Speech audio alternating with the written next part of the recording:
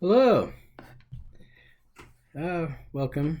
Anyway, yeah, my name is Bob.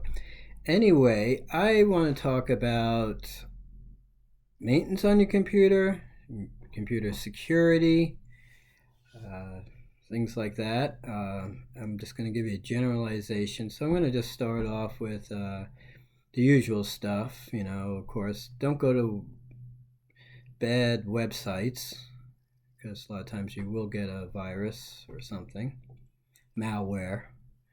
Let's see. Of course, be careful with your emails. A lot of times the emails will have a bad attachment sometimes, or they might send you to a bad website. Okay, so be careful of stuff like that. Now, the next thing I like to talk about is that you should always make sure your computer is up to date. I think it's every with Windows machines. I'm quite sure it's every second Tuesday of the month, but just be aware of it and don't and once in a while just even go to your in the settings and see if your uh, Windows virus checker is updated and of course your whole computer. Sometimes they update all of Windows, the whole system. It's very important. Hackers and bad people will always count on people not doing that, and they also find the vulnerability of such a thing. So, so moving on to that. So, um, if you did get hacked and stuff like that, and they wanted to try to do ransomware, as they would call it, make sure your stuff is backed up. There's a couple of ways. I have a couple of backups. I back up to the cloud, whether it's OneDrive or Google Drive. But most important, I back up to a external hard drive like this, or even a thumb drive. It depends on how much you need to back up. This one particularly holds like a trigabyte of space, so it's very nice. Also, when you do backup stuff like that, you never know if your house is going to burn down or a tornado, some disaster might happen. So what I always do, and I not only do it with my software or files, like I was just showing you with the hard drive, but I also use this Firebox, and I keep my documents in there, my marriage certificate, my social security card, anything, house title. This is fireproof. Okay, it even has a key where you can lock it too. Uh, I think this is very important that everybody should have something like that in case of a disaster. Let me put that down there. Okay, so let's see. What else could I tell you? Um, Really, almost that's really all the basics of it all. Very simple, you know what I mean. Uh, what else can I really tell you? If you can at least do this type of stuff, and back up. I don't know how much data or how much stuff you store, or pictures, or music, or whatever you do, but if you are constantly doing more documents and things like that, you figure it out. I mean, if you only have to back up once a month, maybe, or once a week, you figure out your timetable and how much you are updating software and stuff like that. Now the next thing, um, I say use very complicated passwords, to your Facebook account, to your email, whatever you have, whatever you subscribe to or something like that, especially ones that you're using credit cards like Amazon or something like that. I recommend LastPass, but there are quite a few other security applications. So what that is that basically it's part of your browser, And when I go to, let's say, Amazon, it will automatically log me in, or ask me to log in because it remembers my password. And I think that is just the greatest, because I don't have to dig out papers or whatever to type in my password. Uh, like I said, it does it automatically. But I do recommend that you write, get a spreadsheet, Word document, whatever you want to do, and type out your logins and passwords. Okay, maybe even print them out. Okay, and then again, put them in your safe box for so many reasons. God forbid you die, right? And your wife needs to get to these accounts, like your Facebook account to close it down, or your email account to close it down. That paper sheet that's in your firebox is going to be really important because your wife will be able to get to that and have access. Okay, or if you're a lady and your husband, somebody, or your kids, or whoever close to you that's going to need these documents with your life insurance and all your whatever will. My will would go in that box, obviously, too. So really, think twice, especially if you're an older person like myself. You can't be too careful. So definitely do that.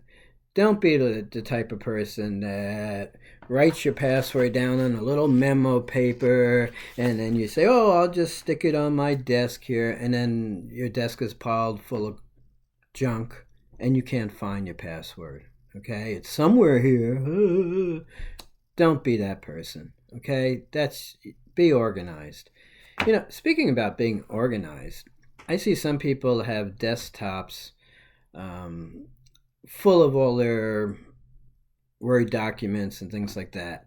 You know what that looks like? That looks like you're probably like your desk, a big pile of paper that's whatever. Organize it. Get all your documents and stuff and put it in My Documents. Get all your photos and put it in My Photos. I mean, you should have a clean desk, not a desk with a mountain of paperwork. Okay? Well, that applies to the desktop of your computer too. Okay? Another thing, it's a real pet peeve of mine, is that I tell people, oh yeah, your hard drive is on its way out, or it did go out. And I say, the first thing I say, well, did you back up your stuff? Oh, no.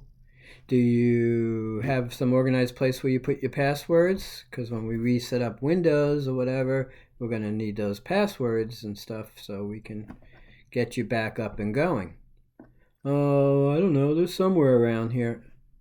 Don't be that person. Okay? Just don't be that person.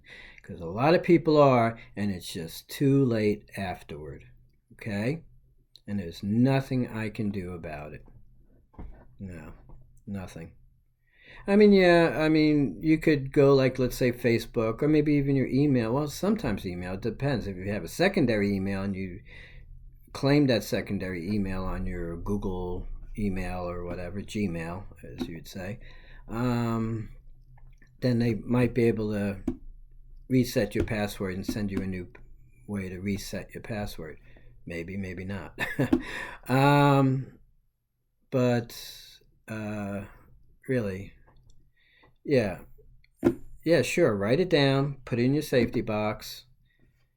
And I love using LastPass. You don't have to, but it just makes it a lot easier, and especially when you have long, complicated passwords. Oh yeah, and by the way, passwords were okay if you just put like 8 characters or something in there, right? It's gotten more so complicated because computers, hackers that use brutal force is what they use to guess your password. Okay, it's better to have 12 things, 12 characters, and I mean like a couple of capital letters, maybe a couple of like money signs, or percent signs, or pound signs, something, really random like that. LastPass will actually generate you some pretty good passwords. I recommend doing that, of course, and I'm sure the other ones will do the same. Um, yeah, don't use something common like me. Don't put like Bob Google Man or something like that. That's easy to guess. They're going to figure out when they get in my computer that I am Bob. So that's right there, part of the probable, you know what I mean, of my password. And then, of course, if it's going to Gmail, they probably will either put randomly or even just guess off the top of the head that I put Gmail or Google or something. So if you're making something that's easy for you to remember, then it's going to be easy for them to hack. Okay? Don't do that. Okay? Really don't. Um, I don't know what else to tell you. I can say good luck. I'm not so sure you're watching this video or even care to even watch the video. But that's all right, because when things go down and you call me, I'm going to charge you probably like $150 just to redo your Windows. And that's not going to be recovering your passwords or your documents. Okay? So all you're doing is keeping me in business. Okay? Another thing it can't hurt either, once a year, because you notice your computer is getting slower and slower, starting up and everything, it never hurts to just revamp your computer. And what I mean by that is reformatting the hard drive and reinstalling Windows. So it's like the day you got it. You know what I mean? You're bringing it back to factory reset to like the day you got it. Your computer will be fast just like you bought it. I would say do that once a year. It can't hurt. Yeah, it takes a few hours, but it really can't hurt. It helps a lot, especially when your computer is slow. I think that's basically all I really have to say right now. And if I have more, or if you have more, please add a comment into the section, and I'll hopefully respond. I should respond. Especially if I forgot something. Maybe I did. Maybe I didn't. But that's your job. Good luck. Thank you very much for listening.